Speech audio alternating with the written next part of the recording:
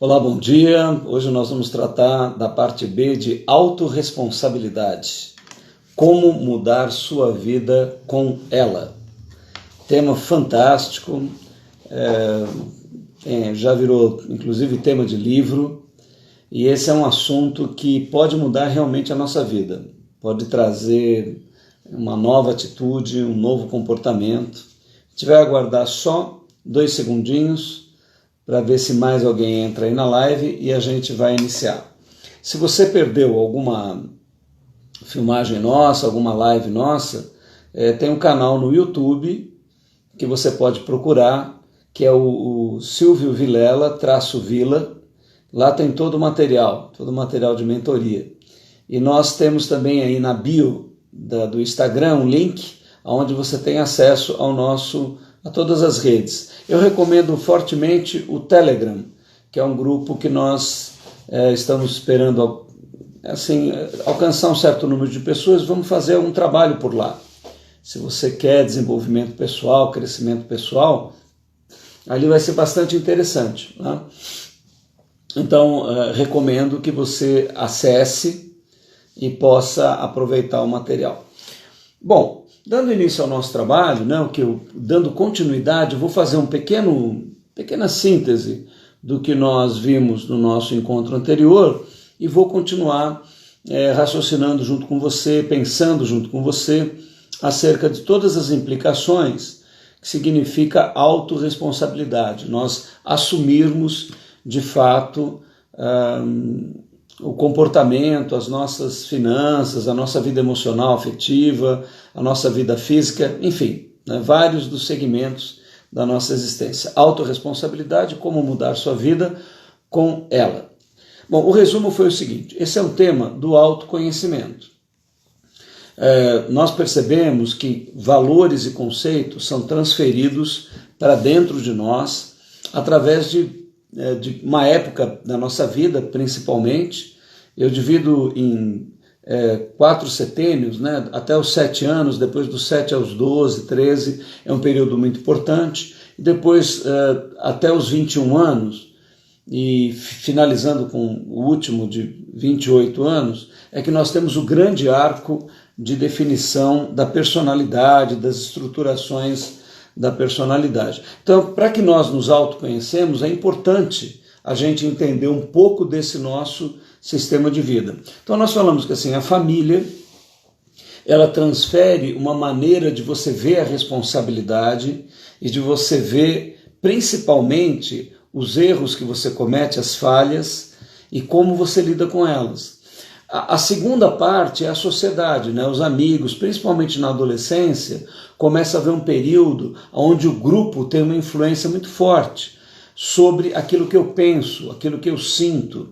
Então nós observamos os grupos de adolescentes, de jovens, as bandas, os artistas, acabam exercendo uma influência muito grande. Isso tudo vai parar dentro de nós em blocos conceituais que acabam operando a tua vida. Deixa eu fazer um comentário importante para você. Reflexão minha e leitura minha de muitos anos. A nossa vida ela pode ser mais mecânica ou mais consciente, porque nós temos um mecanismo dentro de nós que automatiza muitas coisas. Você não vai dirigir, por exemplo, um carro pensando em tudo que você tem que fazer. Todas as suas tarefas diárias você automatiza. Então, isso pode ser estendido para outras áreas da nossa vida. Áreas da maneira como nós nos relacionamos com pessoas. Áreas como nós construímos os nossos sentimentos e afetos. Elas podem ser mais automáticas. E aí é nesse ponto que blocos da tua infância ou da tua adolescência podem colocar você no automático e você repetir modelos de vida, repetir modelos que não são funcionais. Então, esse foi o início do nosso trabalho lá. Família, religião. Por exemplo, qual o conceito que você tem de divindade? Deve ter vindo lá da tua infância, ou você tem uma religião. Isso pode influenciar fortemente a maneira como você está se comportando. Evidentemente, isso pode ser mais ou menos saudável, você que tem que avaliar. Então, deixa eu ver se a minha internet está... Não, a minha internet está ok. Olha, deu uma pequena pausa, mas acho que voltou, está tudo ok, vou continuar daqui, tá bom? Então, assim, normalmente tem dois grandes sintomas que sinalizam que os nossos conceitos de autorresponsabilidade não estão muito bons. Essa é uma boa dica. Ou eu tenho culpa de tudo, ou seja, você acaba tendo uma autoestima muito baixa e você acha que só você é responsável por todas as coisas, essa é uma possibilidade. A outra possibilidade é eu não tenho culpa de nada, eu só consigo enxergar a culpa nos outros, eu só consigo responsabilizar os outros. Quem é responsável é a minha família, quem é responsável são os meus amigos, é o bairro que eu nasci, é a minha condição social, é a política, é a economia, é o mundo, é tudo menos eu. Então, esses dois extremos normalmente revelam disfuncionalidades dentro de nós. Ou eu tenho culpa de tudo, ou eu não tenho culpa de nada. Então, assim, procure observar se a tua reação está sendo muito automática. Acontece algo com você, você sente que você é o culpado por tudo, ou acontece algo com você, você nunca tem culpa, sempre os outros é que estão errando com você, preste atenção, alguma coisa aí não está muito funcional, né? Bom, isso pode estar vindo de um conceito fundamental, eu queria que você avaliasse isso, né? Você é uma pessoa que acha que o mal só está fora, né? Não sei qual é o conceito que você tem de trevas, a tua espiritualidade. Eu tenho uma espiritualidade fundamentada na consciência hebraica. Nós temos inclusive um movimento, se você procurar no YouTube, Consciência Hebraica, você vai encontrar gente lá. Que é uma visão arquetípica, né, muito antiga, que vê os textos de Gênesis a Apocalipse não de uma ótica da influência helênica, ou greco-romana, mas procura ver os textos olhando com a visão dos hebreus. Neles, o mal não vem de fora, né? E o mal também não foi uma coisa contrária ao Criador. O mal é algo necessário e que está dentro de nós, está no outro e está no universo. Então, observe como é que você conceitua o mal, como é que é o conceito do mal dentro de você. Porque se o mal só vem de fora, se o mal é sempre uma coisa fora de mim, pode ser dos núcleos de eu sempre achar que tudo está errado menos eu. Então, vale a pena você observar como é que você conceitua o mal, como é que ele está dentro de você.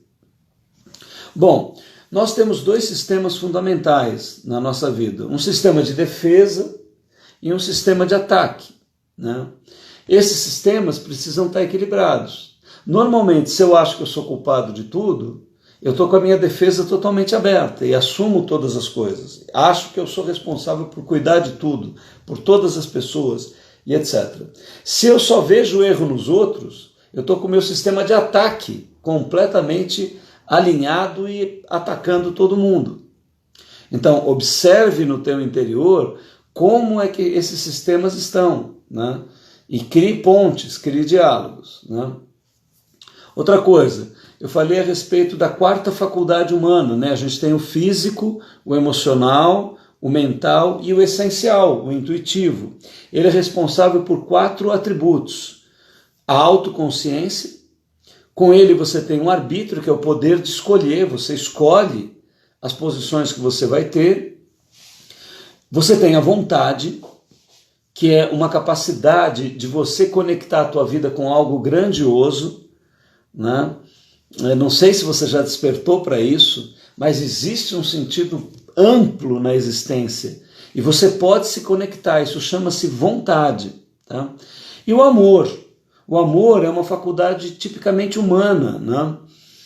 E ela está ligada à transcendência, está ligado àquilo que há uma grande rede biológica de vida, desde um átomo até um sistema cósmico estelar, desde um vírus até o complexo nervoso humano, toda a vida interconectada é o que nós chamamos de amor. Então, Observe como isso está dentro de você. É essa potencialidade que vai poder fazer você se desenvolver como ser humano. E à medida que você tem autoconsciência e assume que as decisões são tuas, a autorresponsabilidade começa a se fortalecer. Se você acha que a tua vida tem um destino fixo, que você não tem capacidade de mudar nada, que a tua consciência e a tua escolha não interferem em nada, que você é vítima de um karma que se multiplica e você não tem nada o que fazer, se você considera que você nasceu para sofrer determinadas coisas porque você já viveu e fez coisas erradas, todos esses conceitos vão criar disfuncionalidades dentro de você. E você não irá assumir verdadeiramente o teu papel cósmico, que é de você usar a tua autoconsciência para tomar decisões. Bom, o amor, ele tem uma filha, né, ou um filho, uma filha maravilhosa chamada compaixão, né? A compaixão, ela é uma capacidade incrível que o ser humano tem de olhar a si e olhar ao outro com profundo equilíbrio, né? E com um senso de justiça daquilo que é equilibrado. E eu vou falar a respeito disso através até de um psiquiatra brasileiro daqui a pouquinho. Bom, você pode caminhar pela vida basicamente de duas maneiras, né? Eu queria que você agora se auto-observasse nisso. Você tem o caminho do medo, que é um caminho de ansiedade, que é um caminho de insegurança, um caminho muitas vezes que nos leva à adicção, né? A comer demais, beber demais, usar droga, usar sexo demais, jogo, né? Que é o caminho do medo, onde eu procuro tampar as minhas percepções. E você tem o caminho do amor, que é o caminho da integração, o caminho da confiança, o caminho de que há um sentido na vida, de que há algo profundo envolvendo você, a tua existência, querendo que você evolua. Né? O caminho do amor é também o caminho da compaixão, filha do amor, né? Onde você vai ganhando maturidade à medida que os anos passam. Olha, os nossos palcos principais, onde nós falhamos com autorresponsabilidade, é dinheiro, né? Normalmente a gente tem uma mania, né? Um impulso de culpar os outros por causa das coisas que acontecem financeiramente com a gente, sexo, né? Relacionamentos afetivos amorosos, a gente sempre põe a culpa nos outros, tendência é essa. Saúde, né? A gente acaba adoecendo por uma série de processos, ou de muita culpa, ou de raiva demais das pessoas, que são os mecanismos de defesa e ataque. Religião e família, né? São áreas onde a gente cria muitos problemas, culpando demais as pessoas, atacando demais ou se defendendo demais. Bom, vamos agora para a segunda etapa do nosso trabalho, que é assim, vou te dar uma dica importante para você fazer um teste com você mesmo. Palavras são descritivos da realidade e do mundo. Palavras são muito importantes. E nós, às vezes, estamos usando mal as palavras. Nós podemos estar sendo gigolô das palavras, né? Prostituindo palavras, distorcendo palavras. E isso é bastante perigoso, é muito maléfico para a nossa própria vida. Então, assim, nunca coloque nomes bons em coisas ruins. Olha, essa é uma dica importantíssima para você. Nunca pegue um nome de uma coisa saudável, de uma coisa que é benéfica nela própria, para justificar uma falta de percepção. Eu vou dar alguns exemplos e você vai poder sinalizar se com esses exemplos você está entendendo. Por exemplo, você sofre um estelionato, você entra num conto do vigário, você é enganado por alguém, né? As palavras para isso, as palavras reais, são que você teve interesses que te despertaram para uma ação e que você queria ganhar, que é o caso do conto do vigário. Tem outras lives que eu trato a respeito da estrutura, principalmente na live dos erros, procure aí no no nosso canal do YouTube, Silvio Vilela-Vila. Eu falo sobre a estrutura do conto do vigário, ou seja, o conto do vigário é alguém desperta em você o interesse de você querer enganar alguém, mas com uma capa de bondade, né? E você acha que o conto é feito para que você tente ajudar alguém, mas no fundo você está interessado em levar vantagem. Isso é que é a dinâmica do conto do vigário. Cortada, não sei se a internet não está boa aqui, eu vou... Bom, vamos deixar mais um pouquinho aqui na internet do celular, senão eu vou mudar a internet. Então, assim, o nome que as pessoas usam errado para isso é confiança. Ou seja, você fala, eu confiei demais naquela pessoa.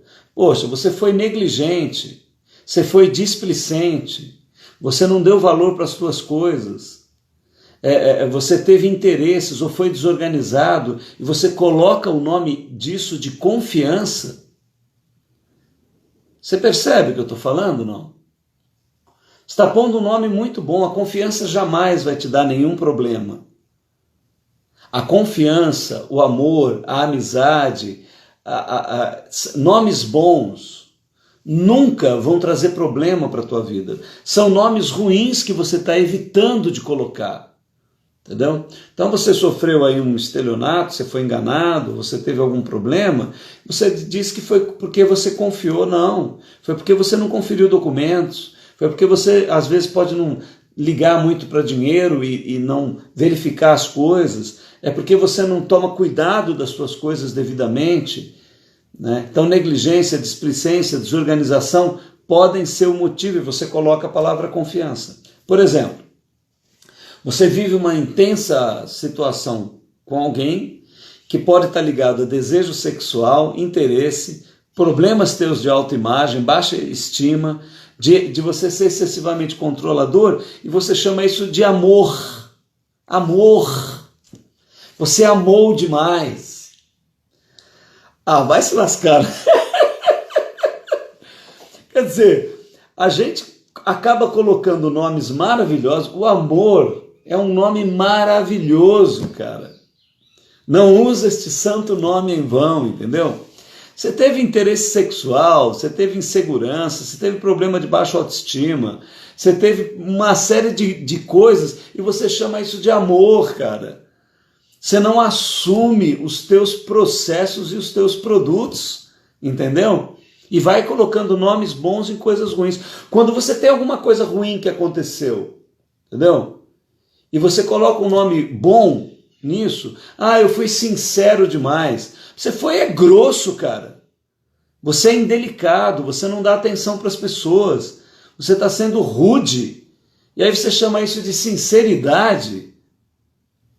Ô meu irmão, ô minha companheira, sabe? Não coloque um nome bom em uma coisa ruim. Você foi grosso, cara. Você é uma pessoa que se importa pouco com gente. Por isso que você é rude. Entendeu? E aí você coloca o nome de sim. Não, é porque sabe por quê que acontece isso comigo? Porque eu sou muito sincero. Ah, é? Sinceridade é uma coisa ruim? Você é indelicado, grosso, não se incomoda com as pessoas, não sabe discernir o tempo e o modo, ou seja, a hora de falar as coisas e a maneira de falar as coisas. Isso é autorresponsabilidade, entendeu? É você parar de ficar jogando a culpa nas pessoas e sendo um gigolô, prostituindo palavras, cara. Você está usando palavras para se defender e para atacar os outros. Entendeu? Então não coloque palavras boas em coisas ruins. Se você é grosso, não diga que você está sendo sincero demais. Por exemplo,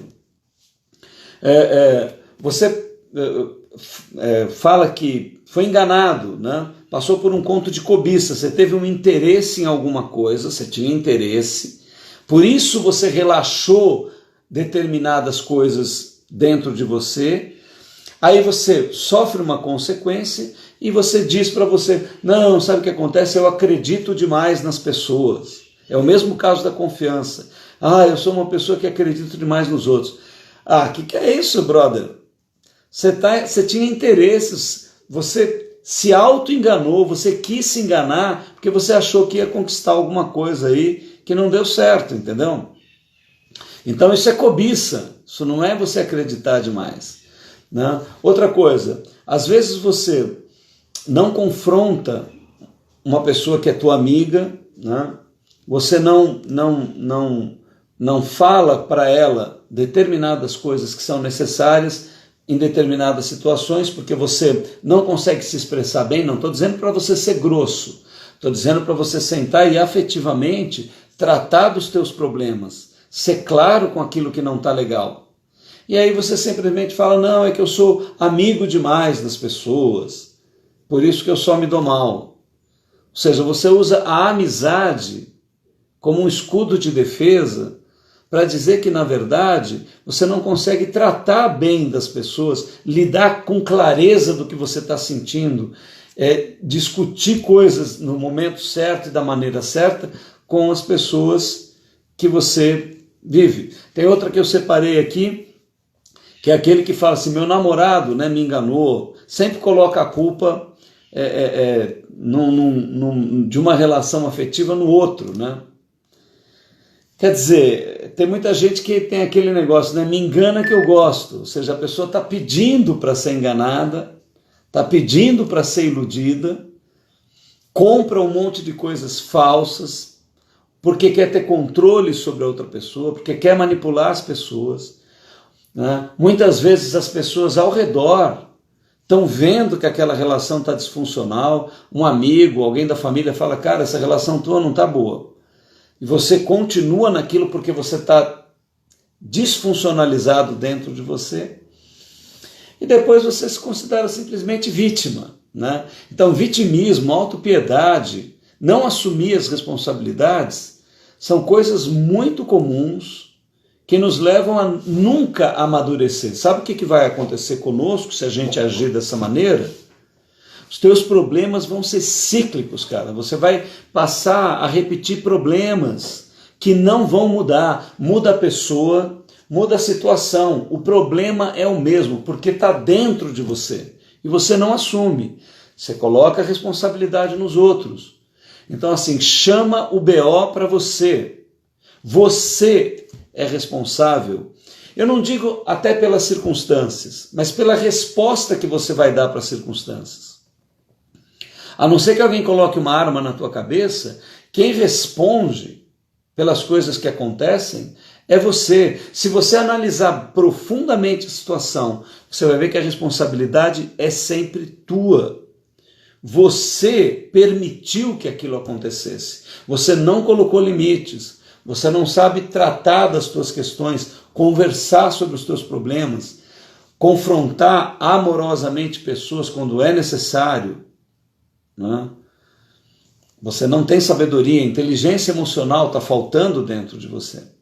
Então, eu queria aproveitar aqui nesse ponto e lembrar de um psicólogo, psicanalista brasileiro chamado Flávio Gicovati.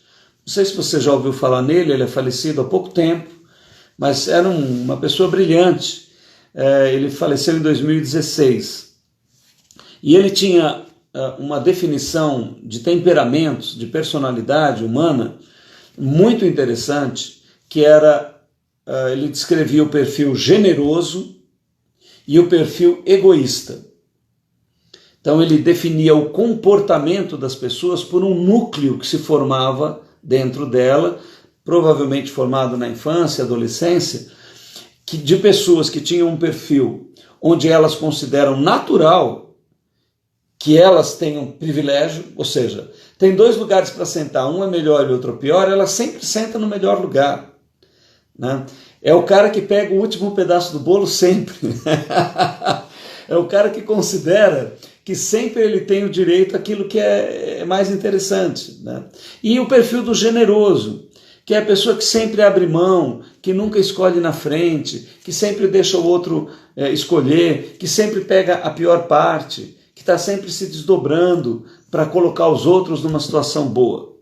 Então ele chamava esses dois perfis de disfuncionais, apesar que o perfil generoso é mais aprovado socialmente. As pessoas elogiam mais o generoso. Inclusive uma das doenças do generoso é a vaidade, porque ele gosta de ser o bonzinho, entendeu? Gosta de ser aquele que sempre... e as pessoas elogiam, principalmente os egoístas, né?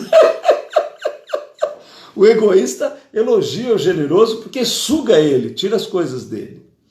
E aí o Flávio Gicovati desenvolveu um terceiro perfil, que é o justo. Esse é o perfil saudável.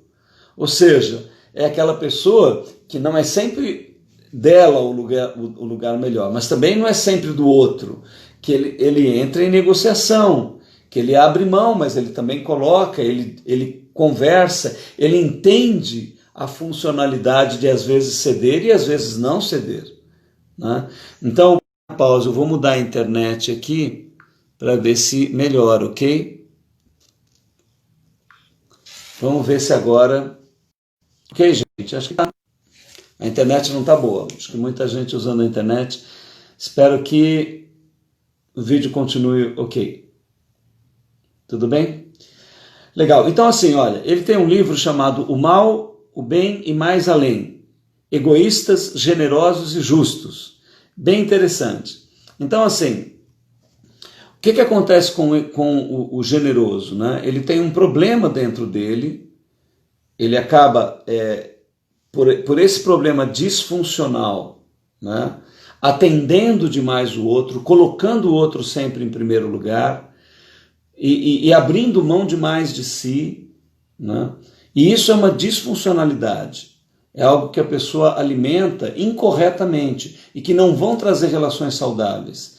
E isso, no fundo, tem vaidade no centro dessa generosidade. Ela não é uma generosidade autêntica, né?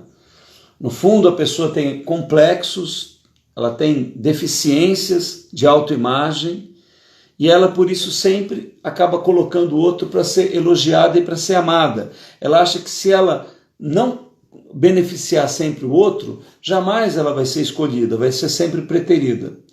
E o egoísta tem aquele núcleo dentro dele, onde sempre ele se coloca em primeiro lugar, sempre o direito é dele, sempre a palavra é dele, sempre ele tem razão. Ele sofre de uma insegurança também muito grande. Só que essa insegurança se revela no fato de querer tudo para si, de sempre querer estar certo. À medida que as pessoas amadurecem, elas podem compreender esses perfis dentro de si e colocar mais limites para o outro e para ela própria, fazendo uma avaliação melhor. A primeira coisa, o que é autorresponsabilidade, né? Resumindo agora com profundidade, indo para o final da nossa live, né? Se você compreende que o mal está dentro de você, ou seja, se você já alcançou uma maturidade onde a bondade e a maldade habitam dentro de você, você assume isso, então o mal não está fora, não é a responsabilidade dos outros. Eu passo a poder enxergar com clareza dentro de mim e assumir dentro de mim possibilidades de falhas, de coisas dentro de mim que não estão bem. E quando as situações se apresentam para mim, eu compreendo que preciso eu tomar determinadas decisões, que o arbítrio é sempre meu, a escolha é sempre minha. E, consequentemente, o que vem disso, o resultado, é minha responsabilidade. Eu só posso mudar uma pessoa na minha vida. Sou eu mesmo. Se eu não posso mudar as circunstâncias que se apresentam para mim, eu posso mudar a maneira como eu lido com as circunstâncias. Eu posso alterar a minha forma de me comportar. Então, eu assumo para mim que a minha situação financeira, fundamentalmente, é uma responsabilidade minha. Eu preciso mudar as coisas, eu preciso me dedicar, ter responsabilidade e atuar. A minha situação emocional, afetiva, os meus relacionamentos, o que eu construí com pessoas afetivamente, seja com namorados, amigos, com família, é minha responsabilidade administrar. As minhas questões de saúde, A forma como eu lido com a vida e como isso resulta na minha fisiologia é responsabilidade minha. Eu devo agir em relação a isso e não os outros. A forma como eu lido com a vida, a maneira como me posiciono com o universo, espera de mim uma resposta mais madura e sábia. E eu preciso responder para a vida. E eu acabo compreendendo, não deixo de entender as circunstâncias, não deixo de compreender a falha das pessoas. Por exemplo, voltando ao caso do estelionato que eu sofri, né? Eu não tiro a responsabilidade dos canalhas que fizeram coisas erradas e que fizeram toda aquela situação indevida. Ok, e eles têm uma responsabilidade com a vida, com isso, e eles vão sofrer as consequências disso. Agora, o que eu não posso é deixar de admitir que eu fui displicente com os meus negócios. Se eu tivesse tido um advogado que verificasse os documentos que eu assinei, se eu não tivesse tido um pouco de interesse de ganhar um pouco mais, ou se eu tivesse verificado melhor, cuidado melhor das minhas coisas, eu tive que mergulhar numa reflexão sobre qual era o valor do dinheiro para mim, como eu lidava com os meus bens. Ou seja, tinha uma área grande daquilo que aconteceu no estelionato comigo, que era uma lista minha. E não adiantava nada eu fazer a lista dos caras que fizeram esse estelionato comigo. Eu não tenho capacidade de mudar eles. Aliás, já é difícil eu mudar a mim mesmo. Então, adiantava eu ficar fazendo a lista de erros que eles cometeram? Você percebe o que eu estou dizendo, não? Isso não significa você não considerar o erro do outro. Não estou dizendo isso. Que você deve... Esse é o desequilíbrio, né? É você achar que tudo é tua responsabilidade. Não. Eu sei que eles erraram. Sei que eles fizeram coisas impróprias, mas eu não sou só vítima. Eu tenho uma lista de falhas que eu cometi e que permitiram que isso acontecesse comigo. É isso que eu queria compartilhar com você. Em qualquer situação da tua vida, você deve reconhecer as falhas das outras pessoas, mas não são essas percepções que vão mudar você. Só quando você percebe as tuas falhas, e em qualquer situação, existem tuas falhas. Existe uma maneira de você crescer. Você poderia ter lidado com qualquer situação para ela ser diferente, para ela não ter o resultado que ela teve. E é essa a única condição que você tem para amadurecer, para você crescer, para você se desenvolver. É quando você consegue analisar estruturalmente as coisas e assumir responsabilidades por elas. Então veja, como a gente fala sempre, né? A semeadura no universo ela é livre. Você semeia a semente que você quer. Só que a colheita ela é compulsória, ela é obrigatória. Semeou abacaxi, não vai colher morango. Semeou laranja, não vai colher abacate. Agora, você é responsável pela escolha da semente. Cara, plantou errado. Arranca, colhe aquele abacaxi todo, cara. Dá um jeito no abacaxi. E troca a semeadura. Mas se você não entendeu que você que pôs a semente, que você escolheu a semente, você vai continuar plantando a mesma coisa e no final colhendo errado de novo. Percebe? Então assim, finalizando o nosso assunto de hoje, né?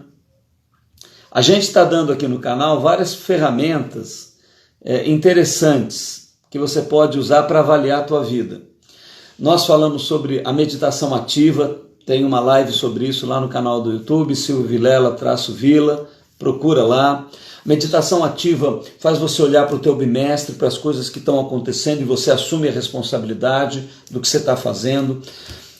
O segundo mapa, né? Esse é o mapa da vida local. O mapa da vida você estabelece para 30 anos as suas principais metas e assume responsabilidade sobre elas. Então você olha para o teu bimestre e olha lá na frente. Nós falamos sobre a ferramenta do cronograma, que é você anotar as coisas que acontecem com você, tuas dúvidas, ansiedades, angústias, e ver como você está resolvendo as coisas, assumindo responsabilidade. Falamos que o cronograma, que você vai anotando as principais datas que aconteceu na tua existência, dá origem a um ciclograma. Você vai começar a ver se tem coisas que estão se repetindo na tua vida e você vai perceber que é você que está fazendo esses ciclos repetitivos. Então, assim, use essas ferramentas. Falamos sobre o aconselhamento, né? Que você deve ter 1, 2 ou 3 pessoas que você considere mais maduras para se aconselhar com elas. Sempre lembrando de uma coisa, nunca a responsabilidade é de quem aconselha. O conselheiro é só para você ouvir. A decisão é tua e as consequências são tuas. Jamais de alguém que te aconselha. Porque você não deve seguir ninguém, a decisão deve ser tua, exclusivamente tua. Entendeu? Você deve tomar as decisões da tua vida. Então, assim, use essas ferramentas de autoconhecimento que a gente tem ensinado aqui, falado, transferido. São coisas que eu uso no meu dia a dia, na minha vida. E finalmente, né, assuma a responsabilidade, cara. A vida é tua, a escolha é tua, as decisões são tuas. Deus te deu isso. Você tem uma divindade sublime, maravilhosa, que criou um equilíbrio perfeito e deu a vida para você, deu a morte também. Colocou a bênção diante de você e colocou a maldição. E ela disse para o meu filho, escolhe a vida, escolhe a bênção, escolhe o que é bom para você. Você tem que escolher. A escolha é tua. As decisões são tuas. As consequências são tuas. Nem Deus assume a responsabilidade de decidir por você. Ele apenas coloca as coisas para você. Mas a escolha tem que ser tua. Ele te dá toda a força quando você escolhe, mas ele não te obriga a escolher, porque você não é um robô, não é uma máquina. Então, assim, tome decisões, acabe com o que não é claro, né? Esclareça as coisas. Então, por exemplo, coloque nomes certos nas coisas, entendeu? Você está com uma relação amorosa? Cara, qual que é o nome disso? É namoro? É amizade? É casamento? O que é? Qual que é o nome que isso tem? Coloca nome, cara. Se você coloca e a outra pessoa não coloca, conversa sobre isso. Você dá um nome, para você é um namoro, para o outro é uma amizade. Tem alguma coisa errada, entendeu? As coisas têm que ser claras, né? É sociedade, você definiu os termos, está bem dividido, você deixou clara a situação. Não, eu faço negócio de vez em quando, a gente não sabe muito bem o que é. Qual é a tua relação? Elas têm nomes claros, né? Não deixe as coisas com nomes confusos na tua vida. Coloque nomes certos nas coisas. E se está claro para você e não está claro para outra pessoa, sente, converse e diga, escuta, qual é a nossa relação? Nós somos sócios, nós somos amigos, eu tenho direitos ou não, o que você pensa, o que eu penso? Então, acabe com as coisas que não são muito claras na tua vida, situações que não se definem, coisas que não são muito, que são confusas. Limpe isso. Olha, sinceramente, às vezes por você estar com interesse, tem receio, né, de perder alguma coisa e você não deixa a coisa clara. Não escolha esse caminho. Você coloca as coisas com total clareza, com total franqueza e defina elas, seja para ganhar, seja para perder. Então, assim, não coloque nomes ruins em coisas boas, sem medo, sem duplo interesse, defina as tuas situações, saia do comodismo. Se tem alguma situação que está meio cômoda, você não está querendo, está com medo, vençam, vai com medo mesmo, rompa o medo. Tem que sofrer, sofre. Tem que perder, perde. Tem que acabar, acabe. Ao final, sabe quem é o único que vai perder? É você mesmo. Assuma responsabilidade e pronto. O que você tem que enfrentar, enfrente. Resolva de uma vez. Isso é algo bastante interessante, eu recomendo. A tua vida vai ficando mais transparente, mais simples, mais profunda, mais gostosa, né? E você vai tendo mais oportunidade de crescer. Eu vou encerrar com uma poesia Olha, as pessoas fizeram alguns comentários. Aqui, eu acho que é isso. Eu que agradeço a todos vocês por estarem ouvindo.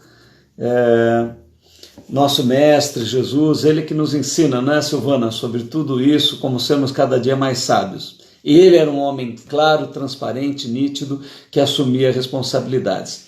Olha, eu tenho uma poesia para dividir com vocês, que é linda, e que fala um pouco a respeito de sonhos, da nossa responsabilidade, das dificuldades. É de uma autora preferida minha, né, uma poetisa brasileira chamada Cecília Meirelles. Não sei se você já leu alguma coisa dela, mas são coisas lindas e maravilhosas, né? Preste atenção nessa poesia, eu vou tentar falar ela de uma maneira bem gostosa para você e vamos trabalhar um pouquinho essa letra, né? A poesia chama Canção, Cecília Meirelles, e ela diz assim: pus o meu sonho num navio e o navio em cima do mar. Depois abri o mar com as mãos para o meu sonho naufragar. Minhas mãos ainda estão molhadas do azul das ondas entreabertas, e a cor que escorre dos meus dedos colore as areias desertas. O vento vem vindo de longe, a noite se curva ao frio. Debaixo da água vai morrendo meu sonho dentro do navio. Chorarei quando for preciso, para fazer com que o mar cresça, e o meu navio chegue ao fundo, e o meu sonho desapareça. Depois tudo estará perfeito, praia lisa, águas ordenadas, meus olhos secos como pedras, e as minhas duas mãos quebradas. Cecília Meirelles. Eu queria, assim, falar um pouquinho sobre por que esse poema me tocou para esse tema.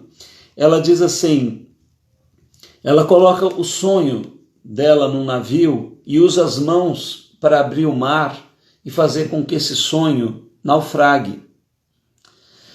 Aí eu pergunto para você, será que a poetisa está falando de um sonho ou de uma ilusão? E será que nós seguramos algumas ilusões na nossa vida e criamos grandes fantasmas para a nossa própria existência? Ela fala que as mãos ficam molhadas do azul das ondas entreabertas, né? E ela descreve aqui no segundo verso, ela fala assim: e a cor que escorre dos meus dedos colore as areias desertas. Ou seja, o poema começa a tomar um sentido de dureza, né? Uma areia deserta lembra alguma coisa dura. Será que ela, abrindo mão do sonho, que talvez seja uma ilusão, torne a vida um pouco mais árida?